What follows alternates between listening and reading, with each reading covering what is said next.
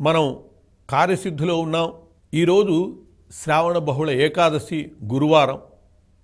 ఈరోజు గురువారం కావటమే కాదు, గురువుకి సంబంధించినటువంటి మౌఢ్యమి కూడా వెళ్ళిపోయినటువంటి రోజు. గురుమూఢమి నుంచి సమాజం బయటపడ్డది.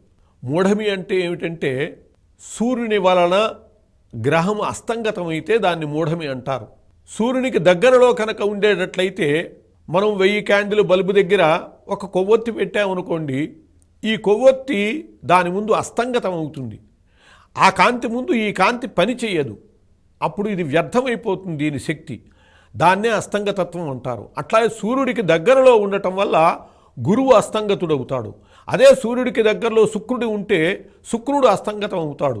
గురుడు అస్తంగతుడైతే గురు మూఢమి అంటారు. శుక్రుడు అస్తంగతమైతే శుక్ర మౌఢ్యమి, శుక్ర మూఢమి అంటారు. ఆ గురు శుక్ర బలాలు శుభకార్యాలకి చాలా ముఖ్యం. అందువల్ల వాళ్ళకి బలం లేకపోతే శుభకార్యాలకి మేలు కాదు. కాబట్టి వాళ్ళు నిసర్గ శుభులు.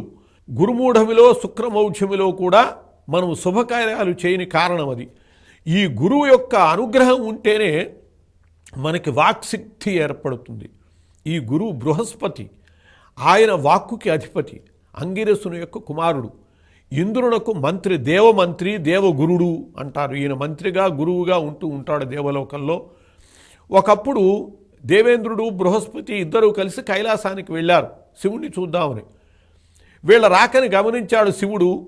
ఆ శివుడు అమాంతం తానే ముందుకు వచ్చి మహత్తరమైనటువంటి బృహద్ రూపాన్ని పొంది దిగంబరుడుగా వాళ్ళకి ఎదురుగ్గా నిలబడ్డాడు.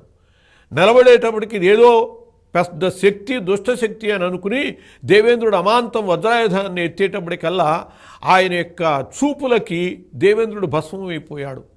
దీన్ని గ్రహించాడు బృహస్పతి. ఈయనెవరో కాదు, పరమశివుడు అయి ఉంటాడు అని చెప్పి గ్రహించినటువంటి వాడై బుద్ధి కుశలత గలవాడు కాబట్టి, బుద్ధికి అధిపతి కాబట్టి బృహస్పతి ఆయన శివుణ్ణి ప్రార్థించాడు. ప్రార్థించేటప్పటికీ శివుడు పరమానంద భరితుడయ్యాడు. బృహస్పతి యొక్క కోరిక మేరకు ఇంద్రుని కూడా మళ్ళీ బ్రతికించాడు. అందువల్లనే ఈయనకి జీవుడు అని పేరు వచ్చింది. ఇంద్రునికే జీవాన్ని తిప్పించినటువంటి వాడు కాబట్టి బృహస్పతికి, గురునికి జీవుడు అని చెప్పి కూడా ఒక నామం ఉన్నది. ఆయన కుమారుడే, ఆయన శక్తి నుంచి వచ్చినటువంటి వాడే భరద్వాజుడు. ఆయన యొక్క భార్య తార. ఒకప్పుడు ఇంద్రునికి, దేవతలకి ఇంద్రులకి నిరంతరము సహకరించేటటువంటి వాడు, మంత్రిగా ఉపాయాలు చెప్పేటటువంటి వాడు. దేవేంద్రుడికి బ్రహ్మహత్యాపాతకం చుట్టుకున్నది. వృత్రాసుర వధ వల్ల ఏర్పడినటువంటి బ్రహ్మహత్యాపాతకం పోగొట్టడం కోసమని పుష్కరుని జలం వల్ల బ్రహ్మదేవుడిని అడిగి ఆ పుష్కర జలంలో స్నానం చేయించి దేవేంద్రునికి శాప విమోచనం కలిగించినటువంటి వాడయ్యాడు బృహస్పతి.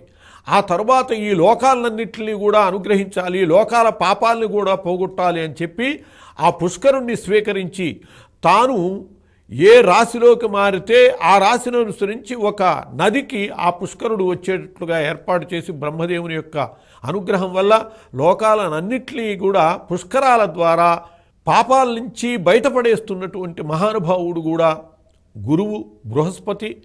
ఆయన యొక్క అనుగ్రహం కనుక ఉండేటట్లయితే మనకి మంచి వాక్శక్తి వస్తుంది, శుభకార్యాలన్నీ కూడా దిగ్విజయంగా జరుగుతాయి.